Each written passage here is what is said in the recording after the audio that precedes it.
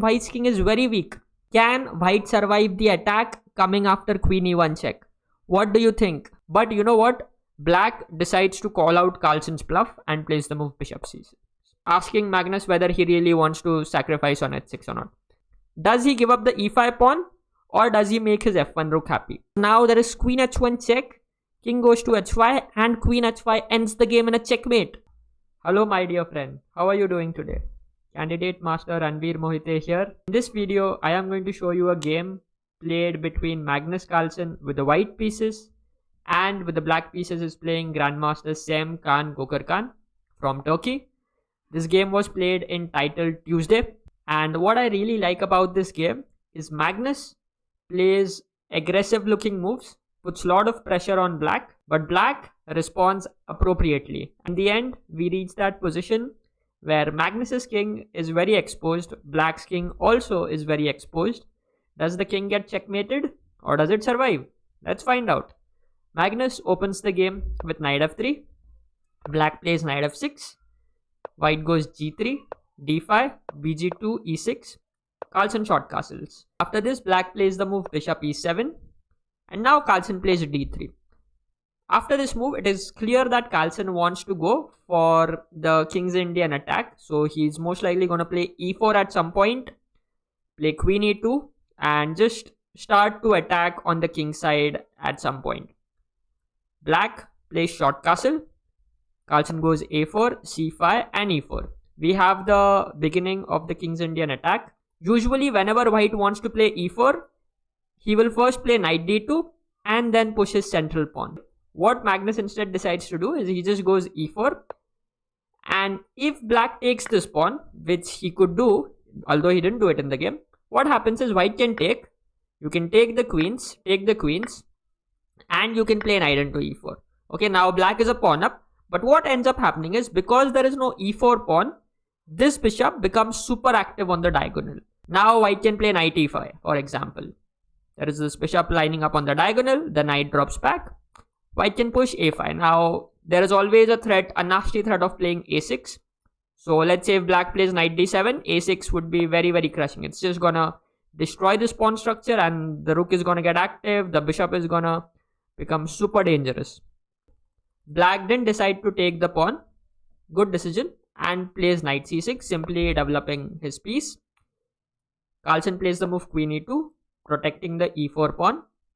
Black plays queen to c7, just getting out the queen. White plays knight c3, developing a piece. And now black plays the move d5. This is a very, very committal decision. With d4, black has closed off the center. And whenever one side closes off the center, it basically becomes easier to launch an attack on the flank, because the attacking side doesn't have to worry about the center opening up and the enemy pieces being able to come towards the center and take and participate in the defense. The knight goes to b5, hitting the queen. The queen once again drops to d8. And now Magnus plays the move e5. Okay, Carlsen is making preparations to gain space in the center, and he's going to soon use this to create an attack against this black king. Black plays the move knight to d5, and Magnus goes h4.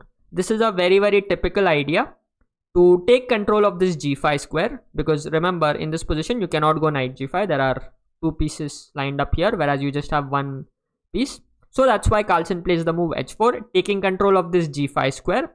And now he's simply going to put the knight on g5, bring his queen to h5, bishop to e4, and just try to attack this black king as much as possible. Black plays a6, decides to kick away the knight. The knight drops to a3. b5 happens. Before jumping to knight g5, Carlsen decides to complete his development with the move bishop d2, so that now the rooks are also connected. Black plays rook b8. If white is going to create an attack on the king side, black wants to create an attack on the queen side. So black is also trying to create play here. And now white plays the move knight g5. Okay, next move they want to play queen h5 or bishop e4 and just try to attack this. Black plays h6, it doesn't allow the knight to settle on g5.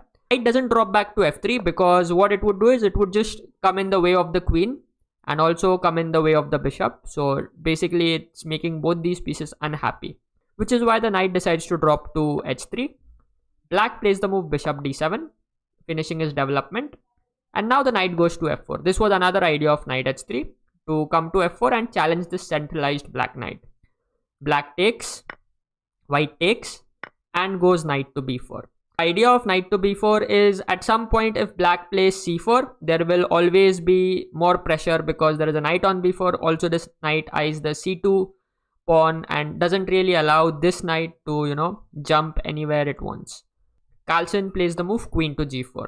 Carlsen starts his attack against the black king. The threat is bishop into h6. The black king has to jump away from that pin, so he plays king h8. And now Carlsen goes queen h5. Bishop into h6 is what Carlsen could be aiming. And after bishop h6, gh6, queen h6, this king is getting really exposed. But you know what? Black decides to call out Carlsen's bluff and plays the move bishop c6, asking Magnus whether he really wants to sacrifice on h6 or not.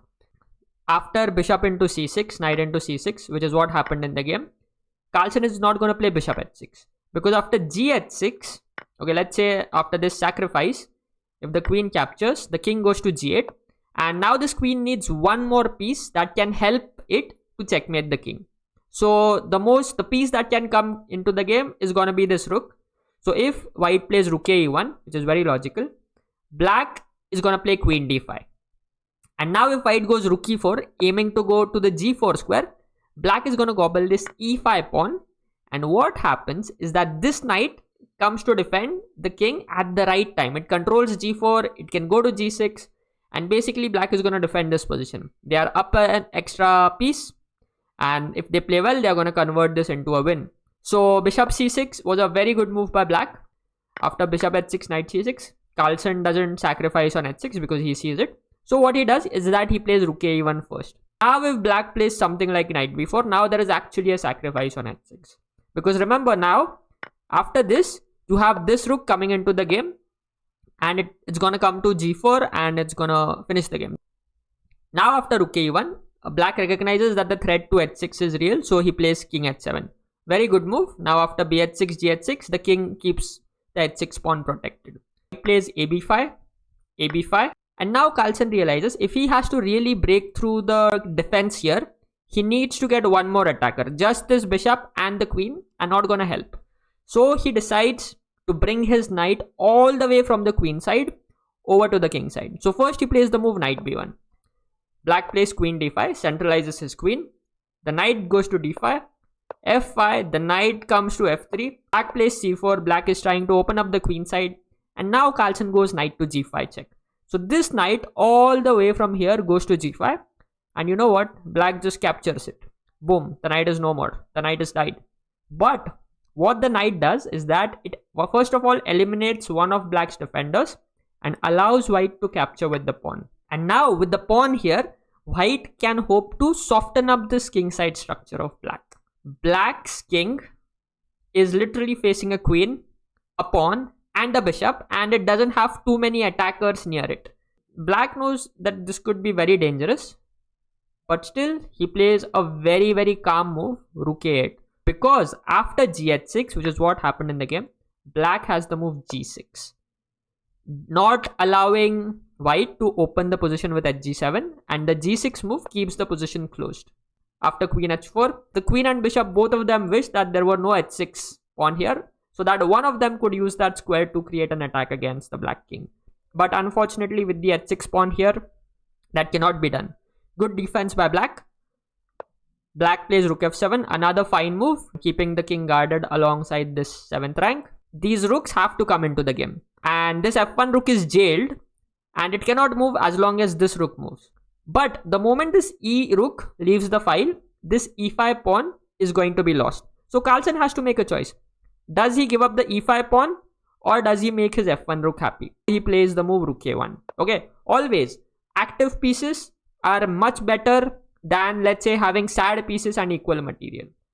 Black took on a1, which may not be the most precise move, and it's understandable because black was in time trouble. He had already 21 seconds here. Magnus had 55 seconds. The best here would have been to play rook g8. And now the idea is, let's say if white plays rook fc1, there is g5. If the queen goes to h5, hitting the rook, trying to gain time. You can drop the rook to g6.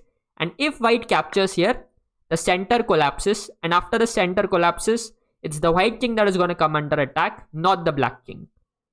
Okay. So, rook g8 would have been a very good move to play here. But in the game, black decided to simplify the position and captured the rook. White captured the rook back. And now the knight takes on e5. White cannot allow this knight to land on f3, otherwise it will just create too many problems. So white chops it off. The queen captures the bishop. And now this rook goes on a daring adventure with the move rook a8. It is trying to checkmate this king. But remember, after rook a8, there is nobody to guard the first rank. And this queen could come into the game at any moment.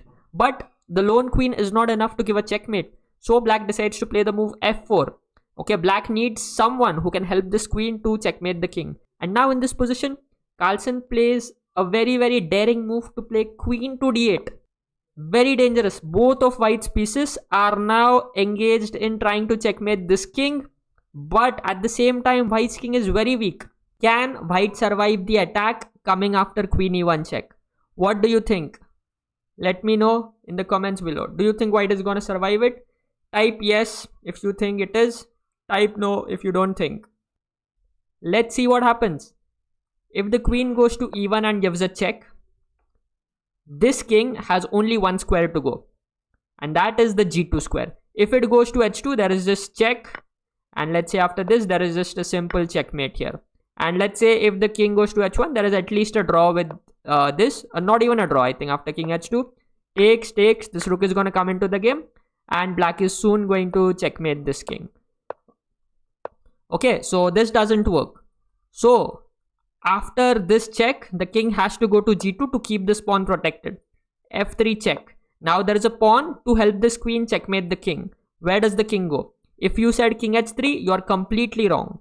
Because now there is queen h1 check, king goes to h5, and queen h5 ends the game in a checkmate. The king is not surviving the attack. So after f3 check, the king has to go to h2 and give up this pawn with a check. It looks like a crazy move. Give up the pawn with a check and now go to h3. And now the point is, after queen g2 check, the king doesn't go to h4 because that would allow queen h2 check. Instead, it goes to g4. There is no way that black can give a check to the king. Can you just believe it? There is just no way that black can give a check to the white king here, which is like surrounded by the queen. It's closer to the rook. There is a pawn here. The white king somehow in the middle of the board finds safety, and now there is just no way to stop the queen and rook from checkmating the black king. And this is the reason why this position is lost for black. So, which is why I don't know if black saw it because he had 15 seconds, not so easy to see all of these moves. So in the game, instead black decided to chop off this h6 pawn and played king h6. Now comes queen h4 check, and the king is super exposed. Now after queen h5, Magnus plays rook h8 check. The king goes to g1, the queen will be lost. So black has to block the check. There comes queen f4 check, hitting the king. Black plays g5 to stop the check, and now the queen drops to f8. All of a sudden, this queen and rook proved to be a very deadly attacking combination. King g6 and rook g8 check. Black had to resign because he's just getting checkmated after rook g7 and rook g7, king h6, queen h8. That's it. That's going to be game over.